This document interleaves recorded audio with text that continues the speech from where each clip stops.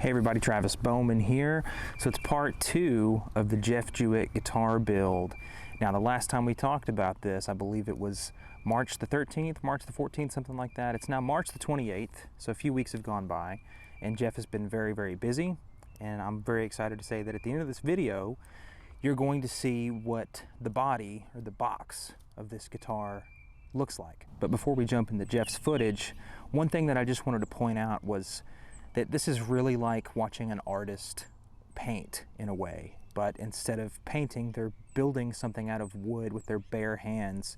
And you have to remember that this is just one guy that's doing this. He's not doing it with anybody else. He doesn't have any help. It's just him. So somebody like me who doesn't really know that much about building instruments, but is more of a guitar player, it's really interesting to see the entire process and to see just how much expertise and how much craftsmanship goes into building a guitar. So that's it. I'll shut up and let Jeff walk you through what he's done. This is going to be really interesting.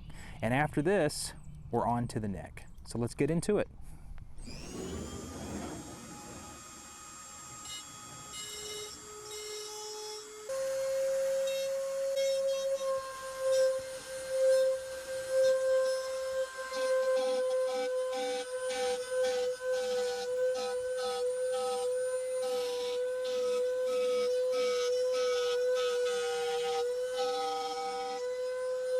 Welcome back, followers of the Travis Bowman build. We're going to talk about carving a top. I want to go over some of the terminology that's used by luthiers when we carve a top or prepare a top before we glue it on the back to achieve certain sounds and certain frequencies and things like that. I just finished bracing this top, and I'm going to go over to the bench and I'm going to talk about where we are right now and where we're going to go. Some of the previous photos showed the top after the braces were installed, but before any carving was done.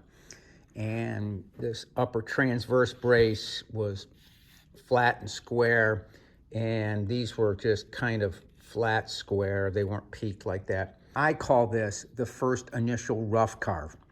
And our goal at this point is to remove the wood that we know that we have to.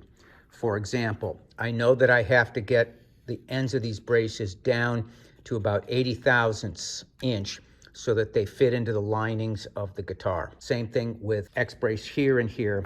And I do know that the ends of these tone bars get whittled down to almost nothing, as well as the finger braces. I also want to start relieving a little bit of wood in the center of here to lighten up the mass of the braces, but still keep its stiffness. So I've done all that right now, and it's what we call a rough carve.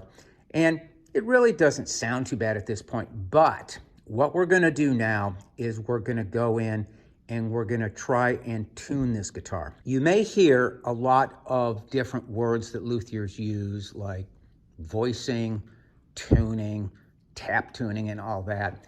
And they're all kind of very different. They're not synonymous. Tuning a guitar is a very scientific approach. What we're after as luthiers is a certain frequency for this particular guitar. We're aiming for a top frequency on an OM guitar of about 170 hertz. Once it's installed on the guitar, the neck is on and the bridge is installed. We use kind of scientific methods and some analyzers, an FFT analyzer specifically, to start getting close to that target. Voicing a top is a little bit different, and that's where the hand of the luthier comes in. Voicing is the character of a guitar. For example, it may be a bluegrass guitar, very kind of fast type of sound that a bluegrass player wants to get out of that guitar with a lot of headroom because they play it hard and they use a lot of right hand power with it. Whereas a fingerstyle guitar voicing is very different in that it's usually a little bit softer, more nuanced. We want a little bit more articulation between the notes and things like that. So that's where we have to go when we voice a top, and that's where the hand of the luthier comes in. The voice is in the wood, okay? So it's in the guitar. It's just my job at this point to bring that out.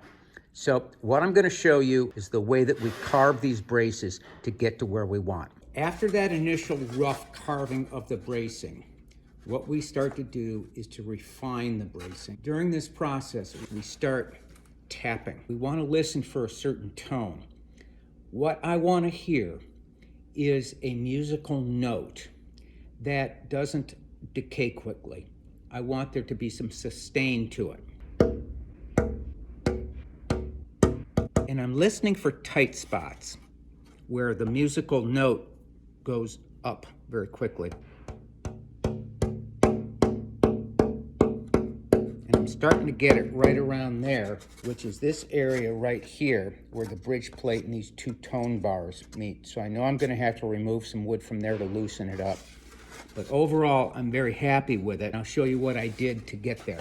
Upper transverse brace, I skinnied it out. In other words, I removed a lot of wood along the sides of it to reduce mass on this top. A lighter top that's a little bit lower in mass is more efficient, typically. I'm also starting to peak some of the braces. You can see these sound hole braces right here. I've carved a peak into there, as well as these finger braces. I've done that too. I'm also starting to really remove wood all the way down to the soundboard top for those finger braces and the tone bar braces. We refer to some past measurements during this process that have yielded really good results. So I know that in my, for example, my X brace, I'm 16 millimeter at the middle, 7 millimeters at the scallop, or the lowest part of the scallop, and 12 millimeter at the bottom.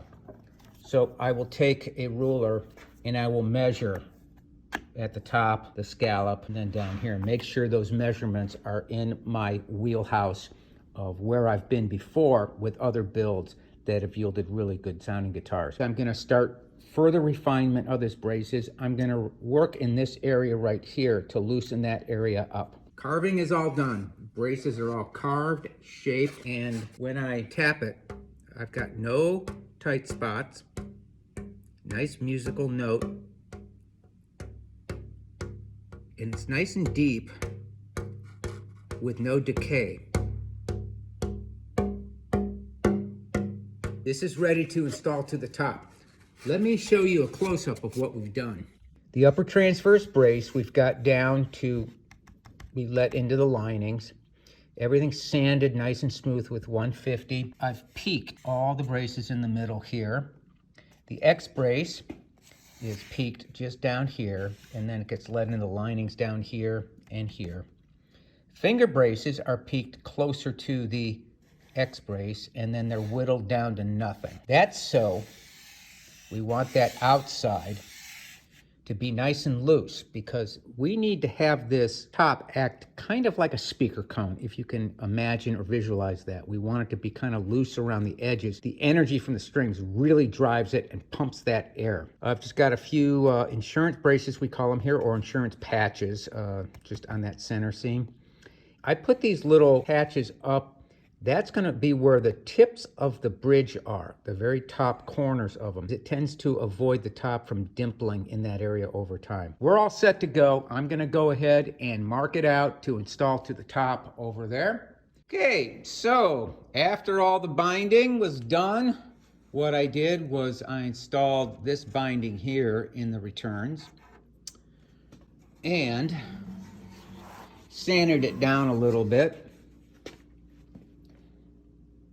so you can see that nice white purfling line. And we got an arm bevel in Wenge.